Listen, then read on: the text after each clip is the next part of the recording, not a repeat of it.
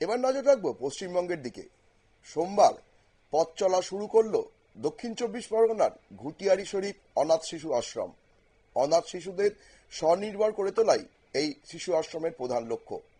এই শিশু আশ্রমের উদ্বোধনের পর খুশিতে মেতে উঠতে দেখা গেল স্থানীয় সংখ্যালঘু মানুষদের। আসুন দেখে নি কি বললেন স্থানীয় জনপ্রতিনিধি।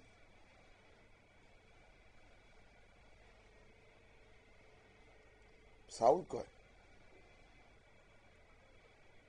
খুবই ভালো লাগছে এবং আমরাও চাইছিলাম, যেহেতু আমরা একটা সমাজসেবী কাজ করি, তো আমরাও চাইছিলাম যে এরকম একটা কিছু আশেপাশে আমাদের হোক, কারণ আমাদের কাছে অনেক এতিম বাচ্চা আছে, আমরাও সেখানে তাদের আনতে পারবো বা পরিষেবা দিতে পারবো।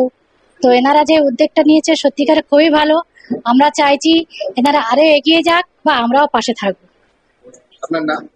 রশিদা সর্দার। জেনে নিলাম স্থানীয় জনপ্রতিনিধির বক্তব্য। নজর রাখবো পরবর্তী খবরের দিকে। তার আগে নিয়ে নেব ছোট্ট একটা বিজ্ঞাপনের বিরতি।